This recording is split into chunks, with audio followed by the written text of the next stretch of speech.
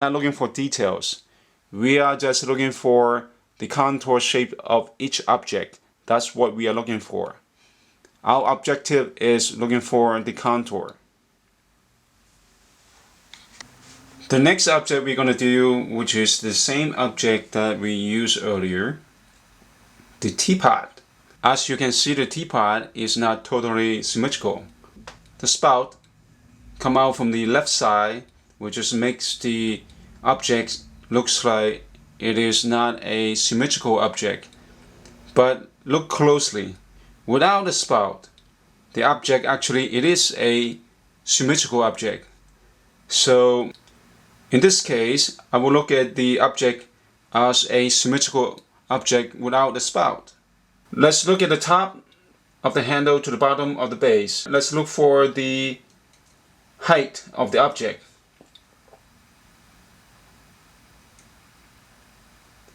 So the total height to me is about this much. But even this much is quite small, isn't it? As what we have done on this cup earlier. Now I'm going to use the same idea to make sure the teapot is big enough for us to see. So I'm going to just make the bottom right here. Let's see, 1 and 2. Let's enlarge it to 2. 1 and 2. So that is how tall my teapot will be. Let's give it a line indicate in the top and the bottom.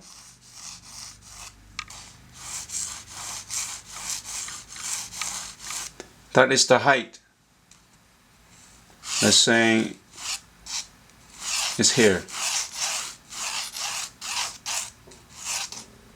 Well, let's move over a little bit, so allow the spout to come out later on.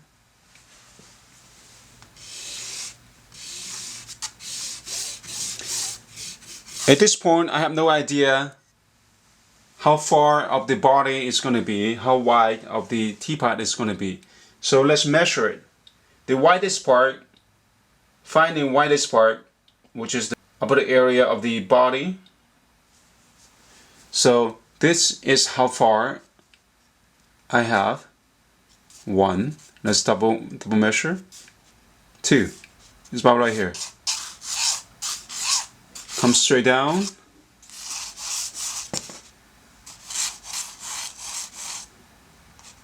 Let's give it half and half. Find out immediately. Follow. After I found out the height and the width, I will immediately come find the center. So this would be the center. As what we have done earlier, we're not going to look for any particular details on this object right here. So now after this is the fully measured the height and the width and finding what's the center. Finding the center for a symmetrical object is really important. So that way you will not make an error one size bigger than the other, and also maybe later on will be tilted. Now look at the top of the cap and also the separation from the cap and to the bottom of the base. See how far that is. So this is how far of the base, 1 and 2. Come across, just like the cup. We're finding where is the top of the teapot. So later on this will be the arch for the handle. And this will be the width of the object.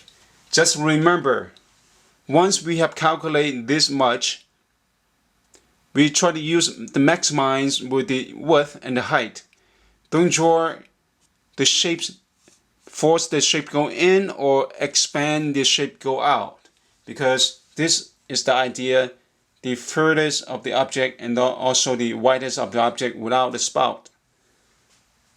Alright, so now let's go for the top part, the widest part from the top of the cap. So I'm going to measure myself. This is how much it's going to be. 1, 2. Let's double measure. Okay, looks pretty good. So this would be the widest part. The widest part of the body. Don't be in a hurry. Let's measure everything before we go forward. Now at the base, this is how much I have measured. 1 and 2.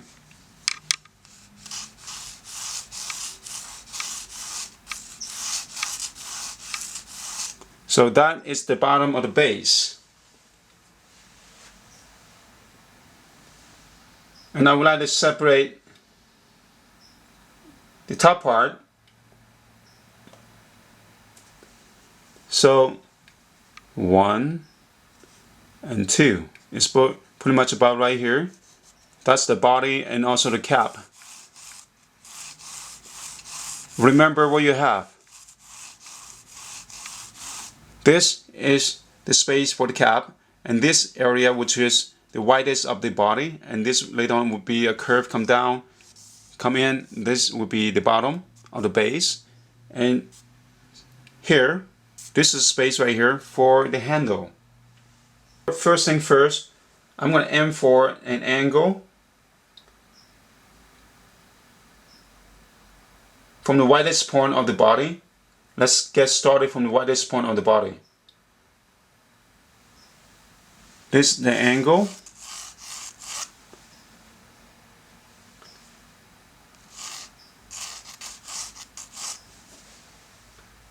Always double measure. Once I have measured this angle, all I have to do is just recalculate on the other side. So this pretty much is equal, and here just make sure here is equal. Double measure. Never heard the double measure. An angle for the base. Now double measure again.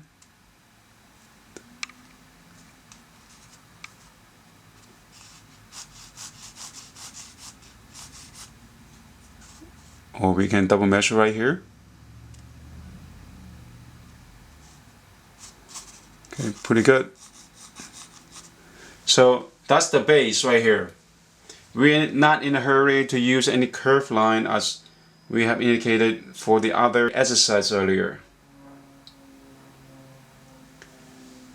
Now from here to here, I found out this is the angle. Once again, look at the angle and look at the time. What time? It's about 9, it's about 10:30 actually. That's about 10:30. If you want to look for the other side, it will be 1:30. Just flip-flop. But I don't need to go for that much trouble. All I have to do is just come to this side and give myself an idea where that is, connects. That's all you have to do.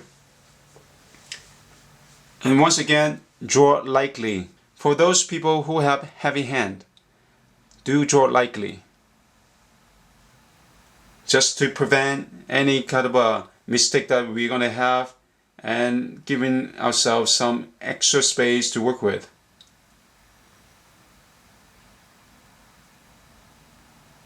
Now go for another angle from here to here. That is the top of the cap. Once again, from here to here. Connect. So that's really basic. It doesn't really look like the teapot right now, but that's what it needs to be, and come in close to it. I can even measure the space right here. Okay, from here, 1, 2. That is going to be the handle. 2. It's going to be right here. So in an angle, cuts in, going straight. Just giving myself an idea where that is going to be.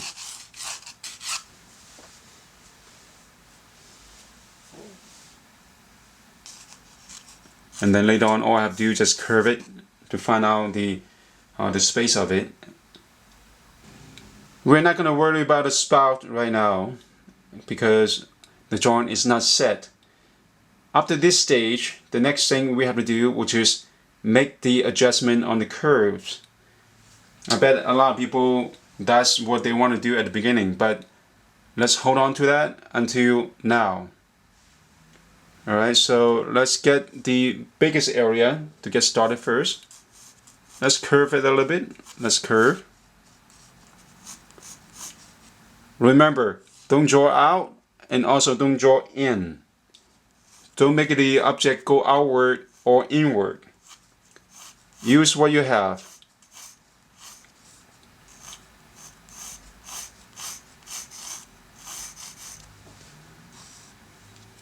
And now I'm slowly making the adjustment on this object.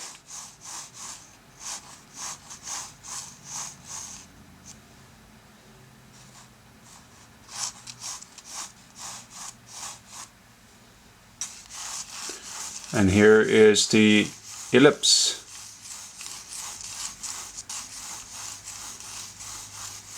Even though we do not see the ellipse because it's a solid object, but we do know there is an oval underneath if we cut it at the bottom, cut it across like this, and then object come facing you, you will see the oval shape.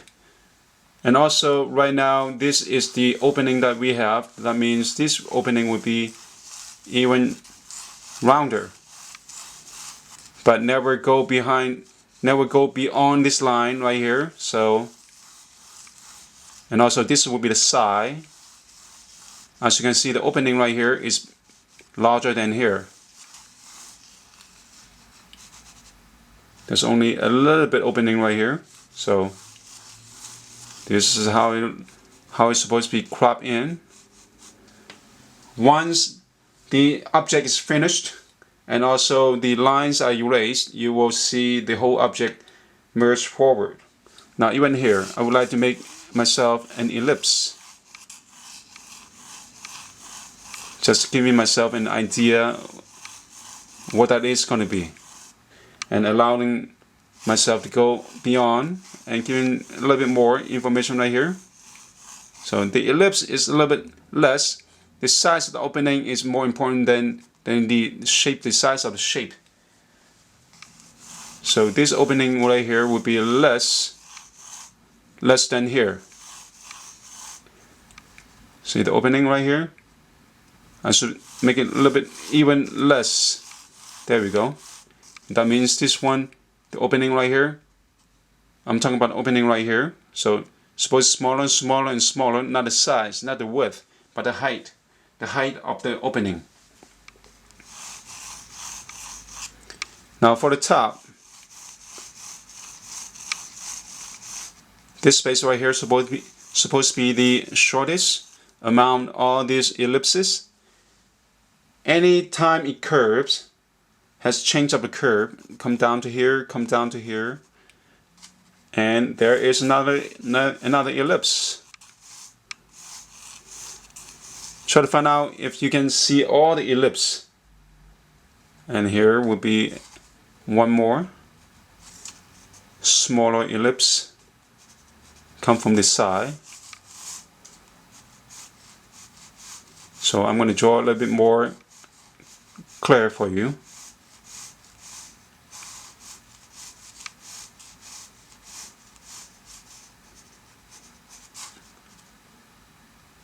And come over a little bit, come down, come over a little bit, and come down. That is the cap. As you can see how I discovered the cap. A little bit at a time.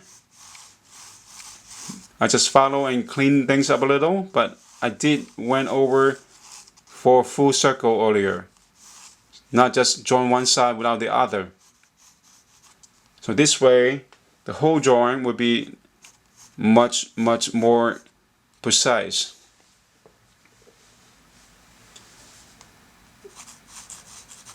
And this is what I meant by knowing what's inside of the object instead of looking outside and copy only the outside. And this has a little bit curve on top to make it more fancy.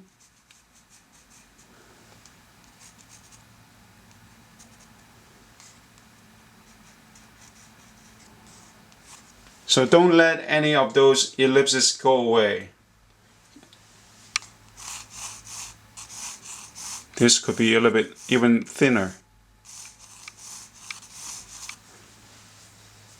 Now I'm looking for the arch.